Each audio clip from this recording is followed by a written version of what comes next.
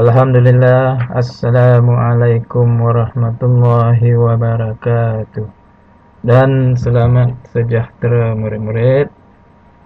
Cikgu harap kamu sentiasa berada di dalam kandungan sehat walafiat hendaknya. Ya, untuk kita meneruskan PDPR pada hari ini. Kita masih lagi menggunakan buku teks Bahasa Melayu tahun 2 jilid 2 muka surah ayat untuk pembelajaran kali ini. Okey. Jadi untuk hari ini tajuk kita ialah mengedit dan memurnikan teks. Ya, kita nak edit dan juga memurnikan teks ya. Dari segi ejaan, tanda baca dan juga penggunaan kata yang betul. Sebab nanti dalam teks tersebut ada ejaan perkataan yang salah dan juga tanda baca yang tidak diletakkan mungkin, dan juga dari segi penggunaan kata yang salah. Okey. Jadi untuk itu murid-murid ya, sila lihat buku teks Bahasa Melayu tahun 2 jilid 2 muka surat 77 ya. Iaitu dengan tajuknya bas kita. Okey. Bas kita. Jadi di sini nanti kita akan lihat ataupun kenal pasti ya, dari segi tanda baca yang salah ataupun yang tidak diletakkan, ejaan perkataan yang salah ataupun penggunaan kata yang tidak betul. Okey, murid-murid. Jadi kita lihat satu persatu ataupun perenggan demi perenggan ya, perenggan demi perenggan ya, untuk kita mengesan kesalahan-kesalahan tersebut ya, berdasarkan buku teks tadilah. Okey ya, kita lihat perenggan pertama.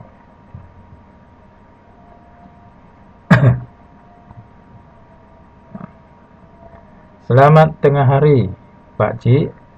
Alice dan kawan-kawannya menyapa Pak Salim, pemandu bas. Selamat tengah hari, anak-anak. Pak Salim menyahut salam mereka dengan senyuman manis. Jadi gambar ini menunjukkan suasana di dalam sebuah bas. Pemandunya bernama Pak Salim. Ini semua adalah murid-murid sekolah ya. Mereka menyapa Pak Salim ya, menyatakan selamat tengah hari ya kepada Pak Salim lah. Jadi kalau kita bertemu dengan orang yang lebih tua daripada kita ataupun dengan sesiapa saja, kita berilah salam. Kalau kita naik bas, beri salam pada pemandu bas tersebut.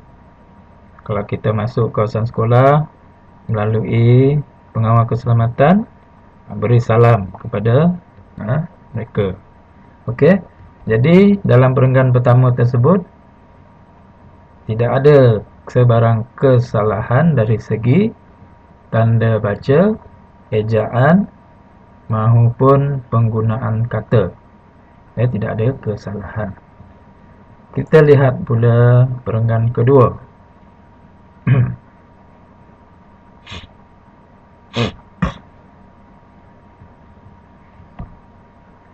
Alice, Yokling, Hasan, Aidil, Kokbun, Komala dan Julaihi duduk di dalam bas dengan tertibnya.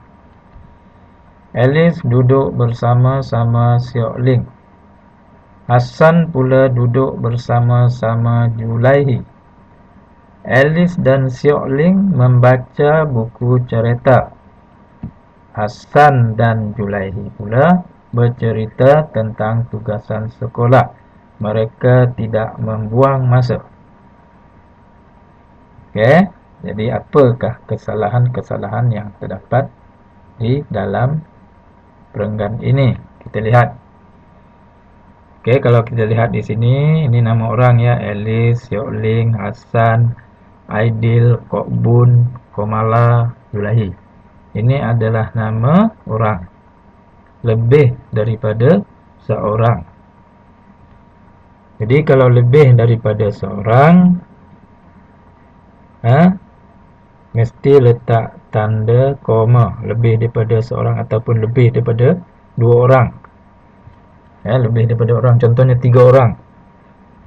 Mesti letak tanda koma. Di sini ada berapa nih? 1, 2, 3, 4, 5, 6, 7. Ada 7 orang. Jadi mestilah letak tanda koma pada setiap nama sebelum nama orang. Contohnya Alice, koma, Siok Ling, koma, Hasan, koma, Aidil, koma, Kok Bun, koma, Komala, dan Julahi. Lepas ni tak perlu koma lah, sebab ada kata hubung dan ni. Nama yang terakhir ni, sebelum nama terakhir ni letak perkataan dan. Jadi yang lain tadi tu kena letak koma.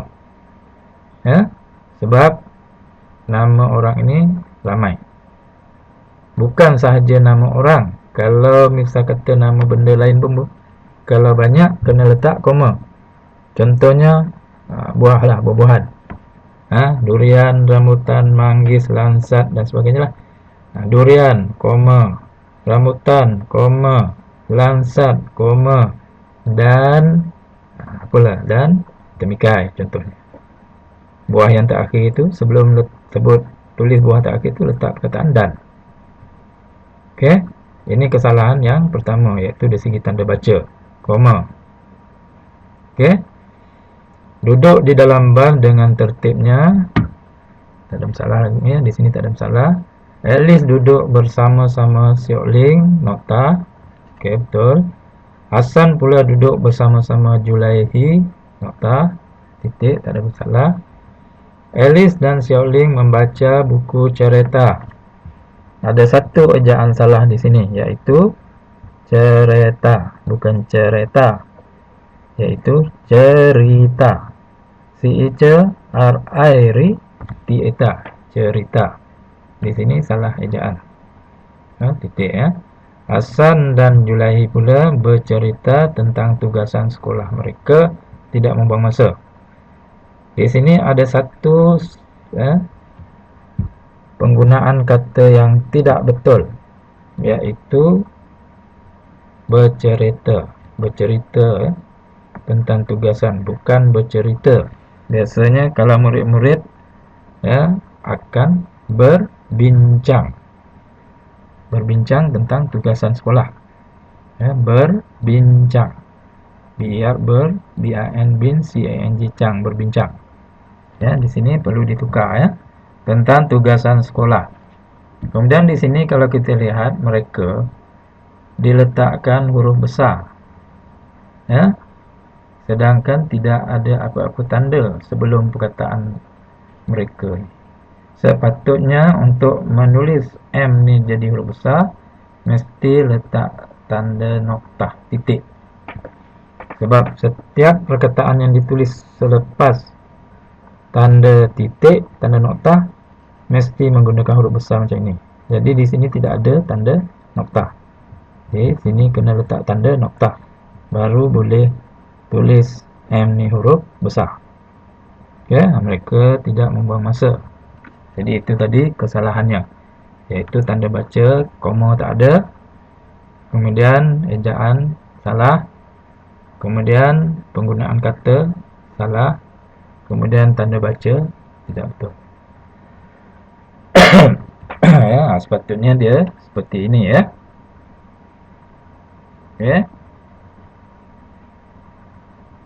Ini cikgu dah betulkan. Koma, koma, koma, koma, koma. Cerita. Ini berbincang. bukan bercerita, berbincang. Ini tanda titik sebab sini tak ada. Okey, itu perenggan yang kedua. Kita lihat pula perenggan yang ketiga.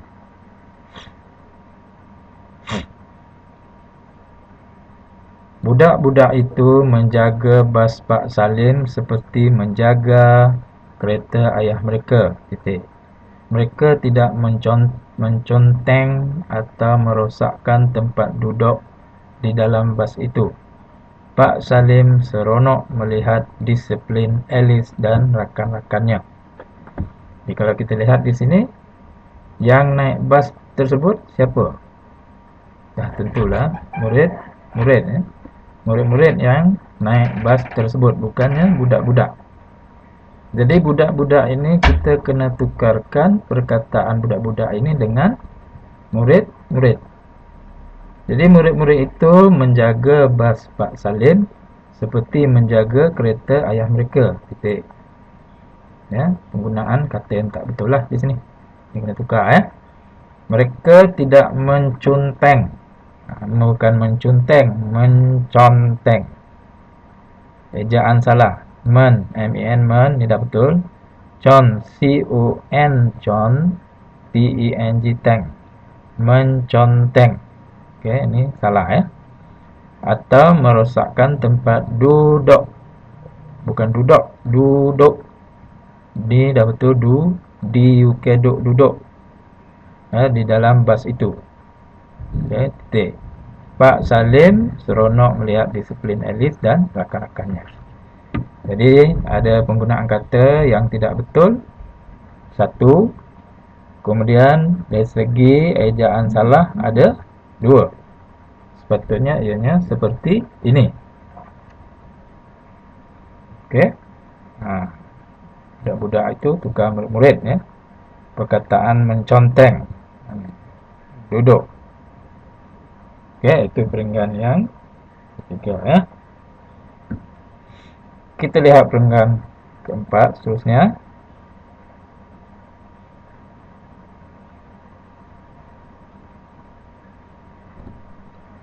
Tidak lama kemudian, bas pun sampai ke tempat perumahan mereka. Terima kasih Pak Salim, kata mereka sambil turun dari bas. Jadi di sini penggunaan kata yang tidak betul ialah tidak lama kemudian bas pun sampai ke tempat perumahan mereka. Maksud tempat perumahan ini ke tempat. Ini tempat ini tidak sesuai digunakan penggunaan kata yang tidak sesuai. Sepatutnya digunakan perkataan ke kawasan. Kawasan. K-A-W-A-W-S-A-N ke kawasan perumahan mereka kawasan perumahan mereka. Terima kasih Pak Salim.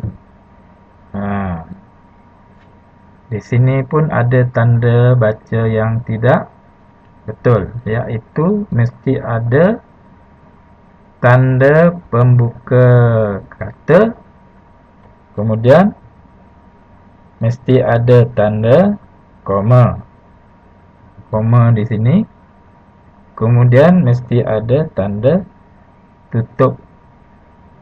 penutup kata. Sebab ini adalah kita kata perbualan. Terima kasih Pak Salim itu perbualan. Cakap. Cakap murid-murid tadi. Terima kasih Pak Salim itu ialah cakap murid-murid tadi. Bila cakap mesti ada tanda pembuka kata dan juga penutup kata. Sebelum penutup kata tu letak tanda koma di sini. Baru penutup kata. Kata mereka sambil turun dari bas. Titik.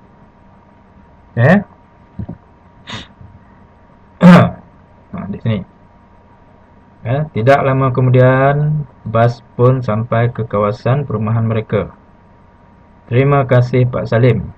Jadi di sini cikgu tak Cikgu tak letakkan tanda ni, tanda pembuka kata, kemudian tanda koma dan tanda penutup kata di sini.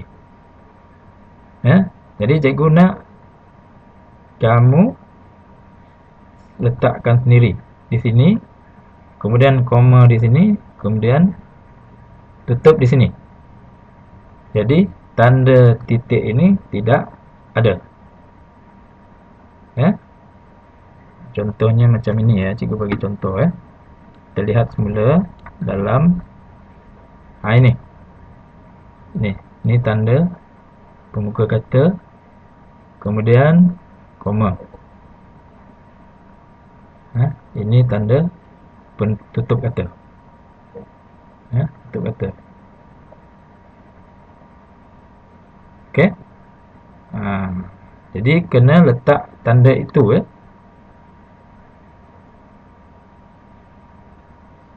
Kena letak tanda tersebut ya di tempat yang cikgu beritahu tadi. Di sini. Ini kamu kena betulkan sendiri. Okey. Jadi cikgu harap ya kamu faham ya bagaimana hendak membuat tugasan ini ya. Jadi cikgu nak tugasan ini kamu salin dalam buku tulis. Ya, kamu hendaklah salin dalam buku tulis. Ya, sebelum itu cikgu terlupa tadi. Ada satu lagi ya kesalahan ni tadi, iaitu di sini ialah digunakan huruf kecil P. Di sini huruf kecil. Sepatutnya nama orang mesti dimulakan dengan huruf besar, iaitu Pak Salim. P ni huruf kecil, tukar pada huruf besar nama orang. S ni dia guna huruf kecil dalam buku teks kamu tu. Jadi kamu betulkan jadi huruf besar. Pak Salim. Pak Salim. Huruf besar. Okey. Jadi nanti kamu tulis dalam buku tulis bahasa Melayu kamu. Ya. Kamu tulis dalam buku tulis bahasa Melayu kamu. Dengan tulisan yang kemas ya, terang dan senang dibaca. Pastikan setiap tanda baca yang kamu betulkan, ejaan dan juga penggunaan kata itu dibuat. Kamu buat yang telah dibetulkan, bukan salin apa yang ada dalam buku teks tersebut. Maksudnya kamu sudah edit, sudah betulkan dari segi tanda baca tadi, ejaan dan penggunaan kata yang salah tadi kamu dah betulkan, salin dalam buku tulis. Tujuannya ialah supaya kamu dapat meningkatkan kekemasan tulisan kamu, supaya dapat kamu meningkatkan kemahiran menulis kamu. Jadi bila kamu membuat penulisan dalam buku tulis, secara tidak langsung kamu dapat meningkatkan kemahiran menulis kamu, memperbaiki tulisan kamu. Jadi cikgu harap kamu dapat menyelesaikan tugasan ini ya. Jadi cikgu rasa untuk pembelajaran hari ini setakat ini saja. Sekian, terima kasih. Assalamualaikum warahmatullahi wabarakatuh dan selamat maju jaya.